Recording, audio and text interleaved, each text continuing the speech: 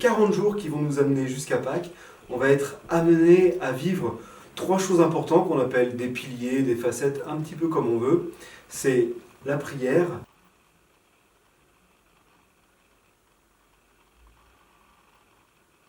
l'aumône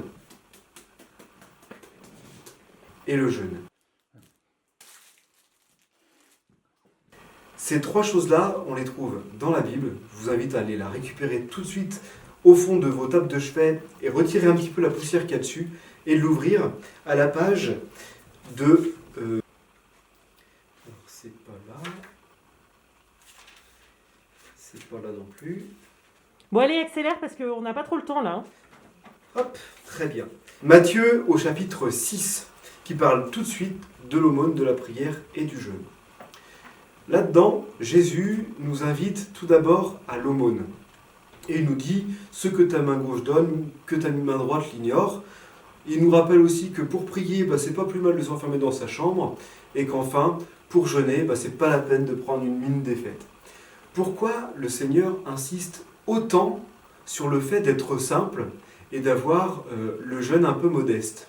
Eh bien tout simplement parce qu'en fait, on a peut-être un peu la tentation de se glorifier à chaque fois qu'on fait quelque chose. Je vous donne un petit exemple. Par exemple, chez vous, quand vous mettez la table ou quand vous débarrassez, vous n'attendez qu'une chose, c'est qu'on vous dise 15 fois merci, comme si c'était l'exploit du siècle. Et bien là, c'est un petit peu la même chose. La prière, le jeûne et l'aumône sont proposés de manière cohérente. Je vous explique, c'est très simple. En fait, quand on jeûne, on se prive. D'une certaine manière, c'est pour se reconcentrer un petit peu, se recentrer sur le Seigneur. Mais ce que vous avez jeûné, c'est aussi des choses que vous avez économisées, des choses auxquelles vous n'allez pas toucher. Si vous n'y avez pas touché, c'est donc possible de les donner, et donc de les donner en aumône. Autrement dit, se priver pour se priver, ça sert strictement à rien.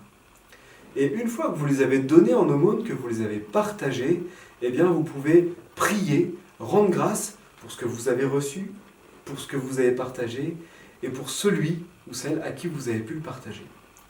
Alors je vous donne une mission pour ce carême, une question qui va peut-être pouvoir vous accompagner tout au long de ces 40 jours. Chaque soir, on peut se poser la question, mais pourquoi est-ce que j'ai envie de rendre grâce? Pourquoi j'ai envie de dire merci au Seigneur?